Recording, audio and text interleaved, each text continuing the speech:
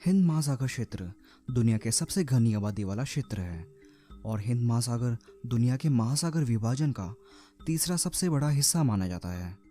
घनी आबादी होने के साथ साथ इस क्षेत्र में प्राकृतिक संसाधनों का विशाल भंडार भी है।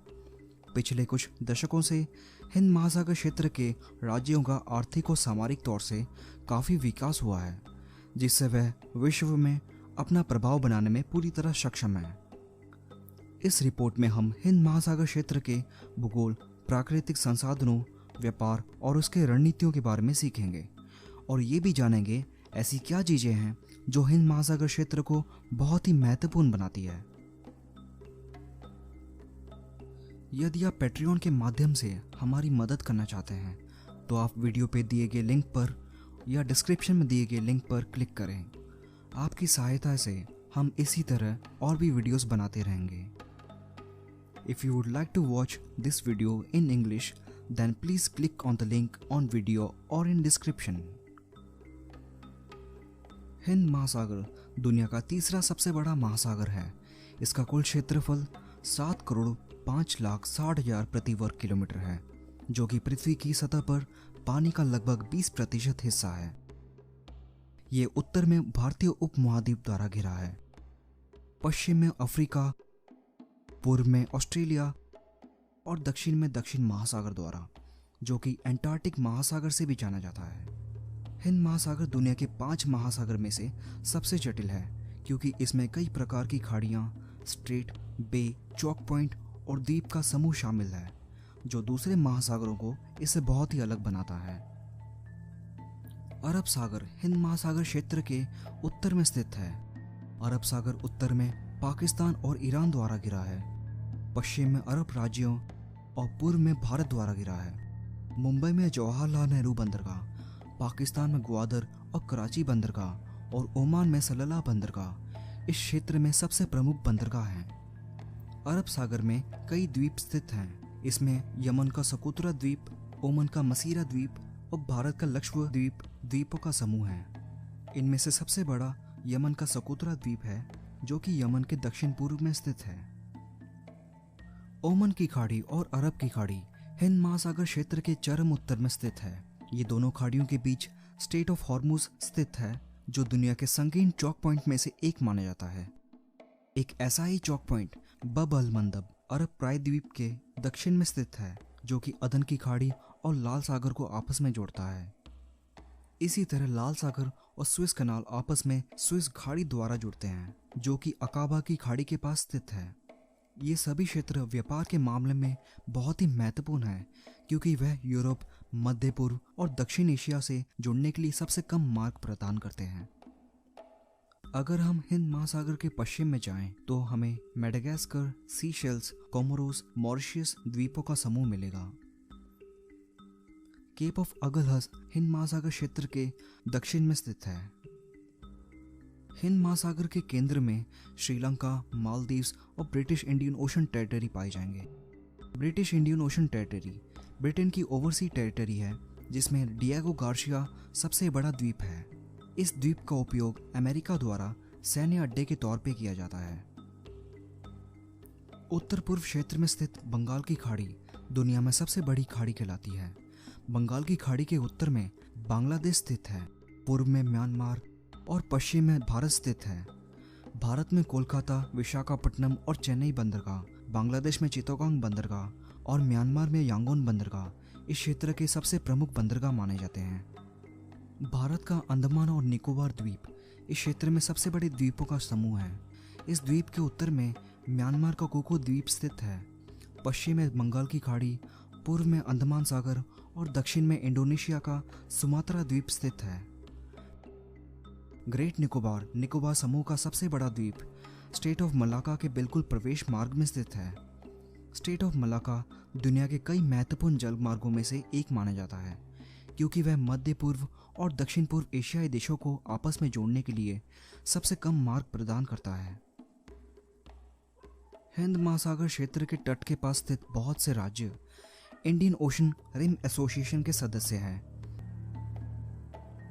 हिंद महासागर का नाम भारत से लिया गया है, ये विश्व का केवल एकमात्र महासागर है जिसका नाम किसी देश पर रखा गया है, क्योंकि ऐतिहासिक रूप से देखा जाए तो कई शताब्दियों से भारत वास्को डी गामा के आगमन के बाद कई यूरोपियों के लिए इस क्षेत्र में व्यापार का केंद्र था। पुर्तगालियों के आगमन के बाद कई यूरोपीय देश जैसे कि फ्रांस और ब्रिटेन ने व्यापार के उद्देश्य से भारत में आना शुरू किया। इन्हीं यूरोपीय देशों ने आगे चलकर व्यापार के बहाने भारतीय उपमहाद्वीप पर कब्जा जमाना शुरू कर दिया, जिसमें से ब्रिटेन एक बड़ी शक्ति के तौर पर उभर के सामने आया और पूरी भारतीय उपमहाद्वीप को अपने वश में कर लिया। ब्रिटेन इसी तरह आगे चल के भारत से सटे हुए कई इलाकों पर कब्जा करता चला गया।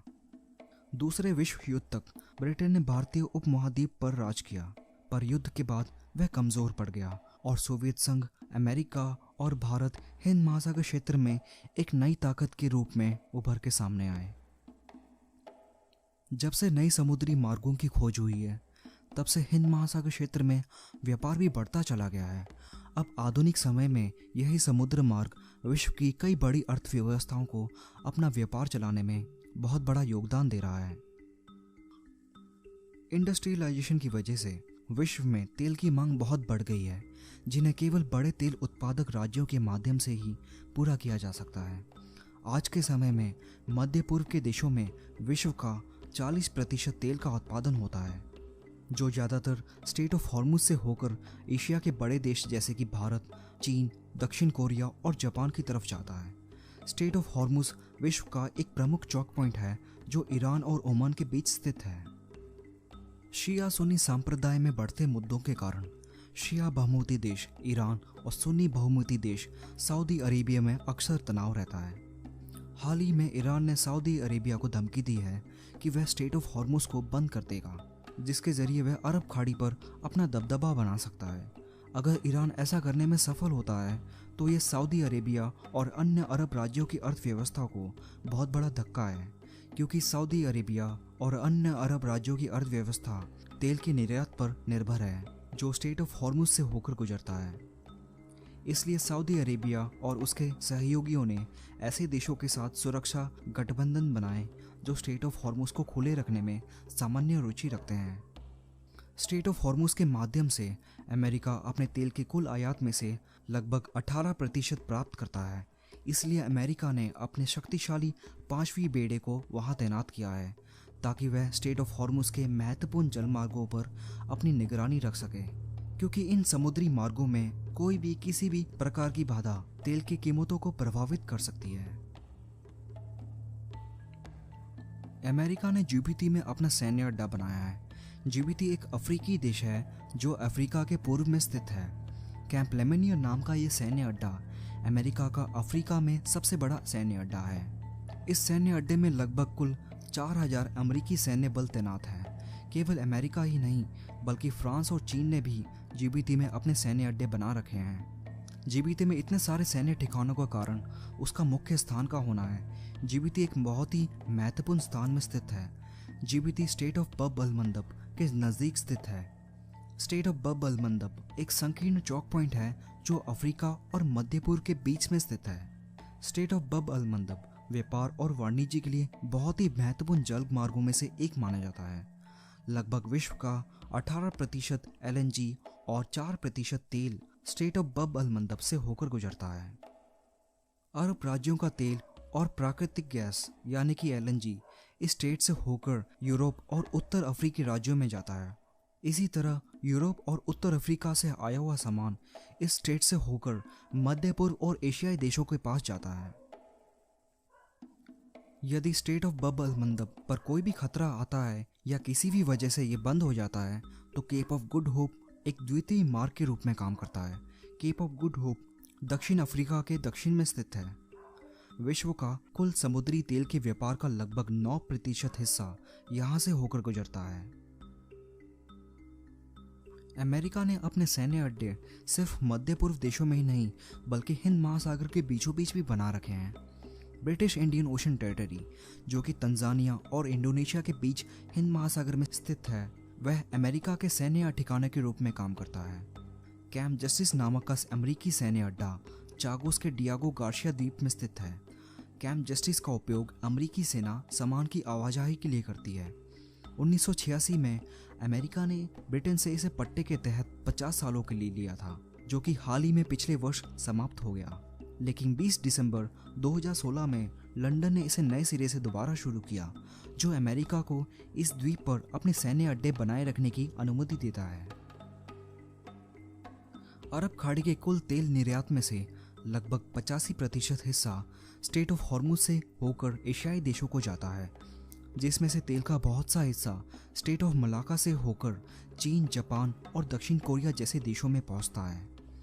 स्टेट ऑफ मलाका एक 550 मील लंबी पट्टी है जो मलेशिया और इंडोनेशिया के सुमात्रा द्वीप के मध्य में स्थित है।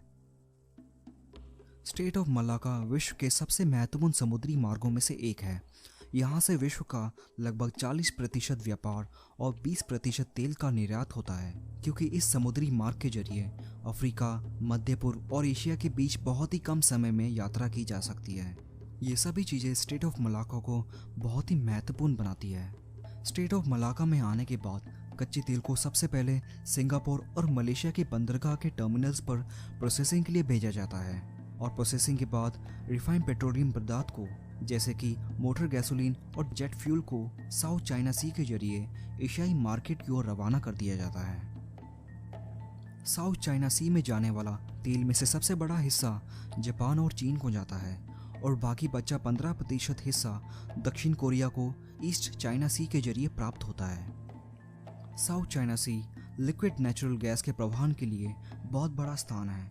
दुनिया की लगभग 50% से ज़्यादा मलेशिया, ऑस्ट्रेलिया, कतर और इंडोनेशिया से आने वाला liquid natural gas South China Sea के जरिए चीन, जापान और ताइवान और अन्य देशों की तरफ जाता है, जिसमें से जापान सबसे ज़्यादा एलएनजी का प्रयोग करता है। लगभग साउथ चाइना सी में जाने वाला एलएनजी का 50% हिस्सा। और इसी तरह दुनिया के सबसे बड़े कोयला उत्पादन करने वाले देश ऑस्ट्रेलिया और इंडोनेशिया साउथ चाइना सी के जरिए चीन, जापान और भारत को कोयला पहुंचाते रहे हैं। ये सभी तथ्य साउथ चाइना सी को बहुत ही महत्वपूर्ण बनाते हैं।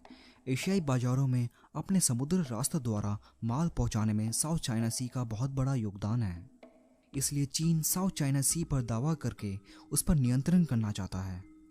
चीन केवल साउथ चाइना सी के लिए नहीं, वह मलाका स्टेट के लिए भी काफ़ी चिंतित है, क्योंकि अफ्रीका या मध्य पूर्व से आने वाला माल मलाका स्टेट के समुद्री रास्ते से होकर गुजरता है। यदि इस समुद्री रास्ते में किसी भी तरह की बाधा आती है तो ये चीन की अर्थव्यवस्था को बहुत बड़ा नुकसान है।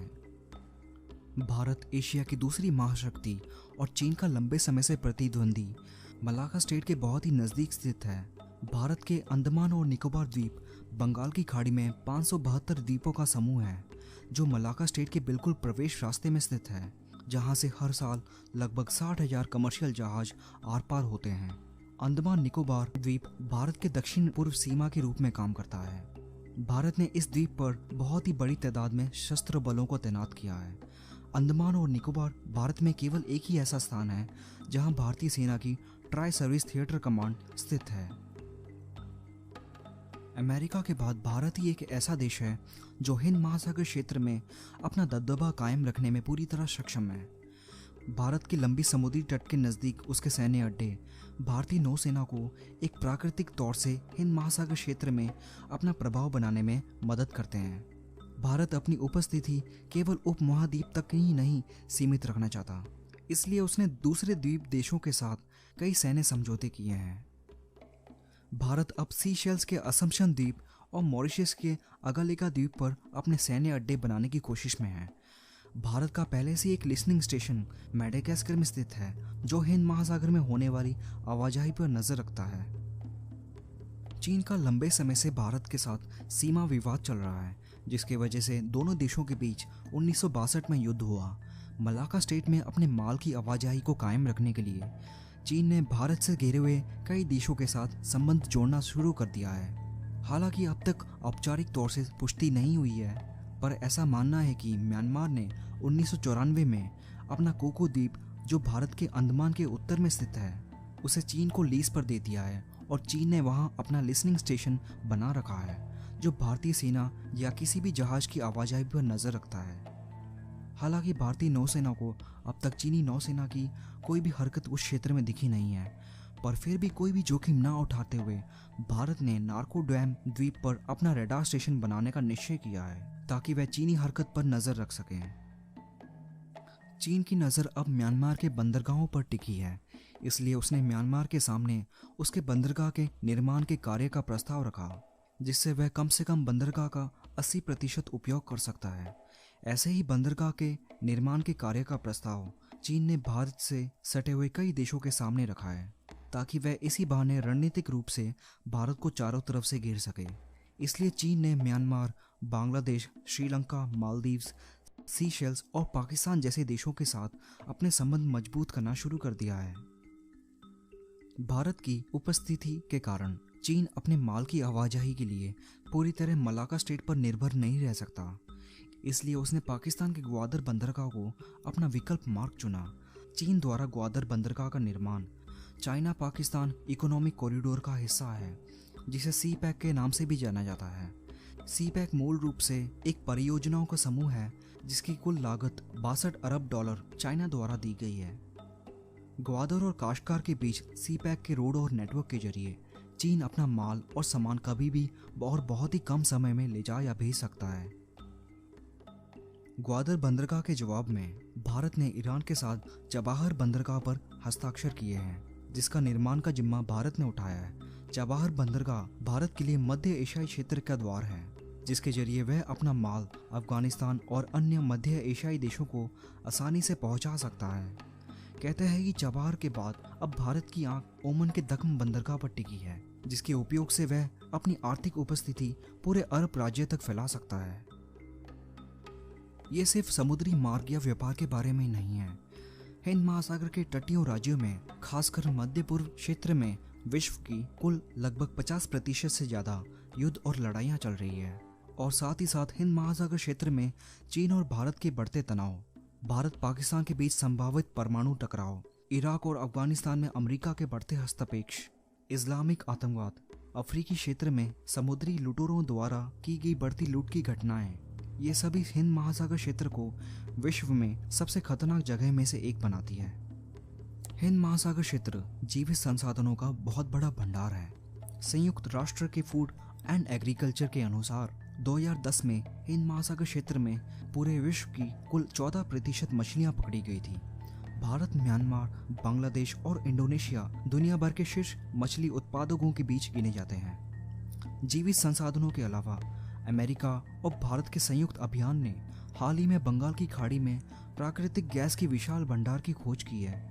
भविष्य में ऐसे ही हिंद महासागर के बीच पाए जाने वाले खनिजों से विश्व की बढ़ती ऊर्जा की मांग को पूरा किया जा सकता है।